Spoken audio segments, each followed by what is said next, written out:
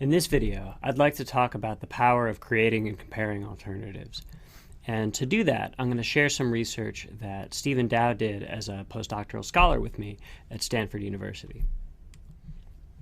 When you're designing, does it make more sense to go for quality and try to come up with the best possible design? Or does it make more sense to go for quantity first as a path to try and learn and understand? There's a story that Bales and Orland tell about an art teacher who divides the class in half.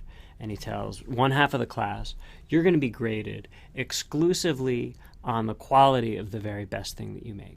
He tells the other half of the class, you're going to be graded on the quantity of things that you make. Doesn't matter how good it is, all that matters is how much that you make.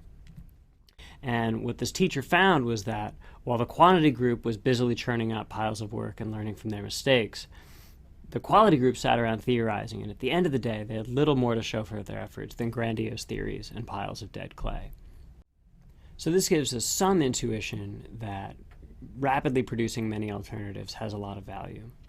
And to explore this further, Stephen and I had people create egg drop devices. You may have done this when you were in high school. If you haven't, it's a lot of fun. I suggest trying it out. And what you can do with an egg drop device is you're building a contraption that will protect an egg from a fall. And here we threw one out my third-story office window, and lo and behold, the egg survives. And we've tested a whole bunch of people in variants of this design, and people come up with all sorts of stuff. They come up with good ideas and bad ideas and creative solutions and really unimaginative ones. And one thing that's really interesting is that in aggregate, people often pick one idea early on and they stick with it to their detriment. And so here's a couple of participants talking about that experience. No, I don't know. For some reason, this seems to be the only idea, and there needs to be a platform and then as good a cushion as possible with the materials. I don't see any other way. I'm not a very good outside-the-box thinker, so I kind of just had one idea and I was going to try and make it work. I kind of went with the whole parachute idea and what I had from the beginning. So this is the best approach for such a design. What we see here is an example of what Carl Duncker called functional fixation. In a number of experiments that he ran in the 1940s, he gave people tasks like this.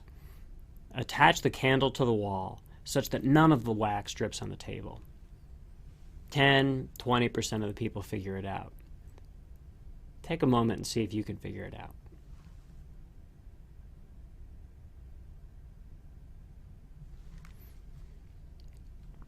The solution, as a couple you have got, but I bet many people didn't, is to take the box that holds the tacks and use that as a container for the candle. That'll protect the wax from dripping on the table. And what's interesting about this is that because the tacks are in a box, we don't see the box.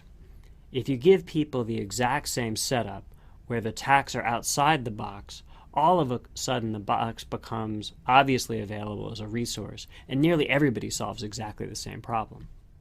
So Stephen and I set off to try and figure out whether we could augment people's design process to get them to explore more alternatives.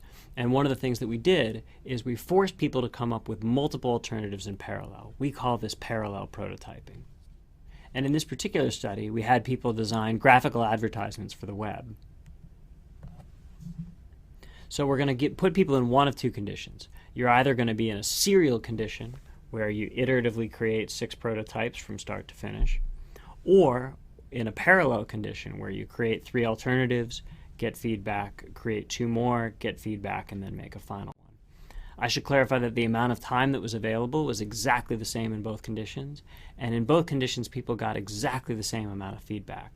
The only difference is when and how they got it. And again, people come up with all sorts of stuff, creative ideas and crummy ideas, well executed and poorly executed. And overall, we were able to measure using web analytics the click-through rate that people clicked on these advertisements. And so over the past several years, we've run millions of advertisements out on the web. And what we see in aggregate is that participants who got our parallel design medicine, who were forced to create multiple alternatives in parallel, had a higher click-through rate. The ads they created were clicked on more than ads in the serial condition. And not only that, but the people who clicked on those ads and then went to the site subsequently spent a whole lot more time on that site. And what this is telling us is that we're getting the right people through to those ads. We also had experts, both advertising professionals and clients for this website, rate the quality of the advertisements. And the experts also rated the quality of the parallel ads to be higher. And then we had the ads rated by a crowd online for the diversity of the ads. And what we see is that the ads in the parallel condition are also more diverse. And so why does a parallel approach yield better results? I think one of the important things that creating multiple alternatives in parallel does is it separates your ego from the thing that you make.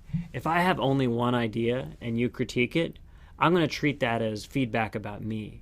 Whereas if I have multiple different ideas and I get critique about them, I can see that it's feedback about the ideas and not a referendum on me as a person. Also, automatically by creating multiple alternatives, people are inspired to compare what they've created and try and transfer what they've learned from one design as they go forward in the future. And we see this transfer across a wide variety of domains. For example, in Deidre Gentner's research on business negotiation, she had participants read business school cases. And she either had people read the cases one at a time and think about each individually, or she had people read them two at a time and compare them. And what she found was that having people compare two cases to be able to contrast them and see similarities yielded to a threefold increase in the amount of wisdom that they were able to get out of those cases and transfer to a new negotiation task.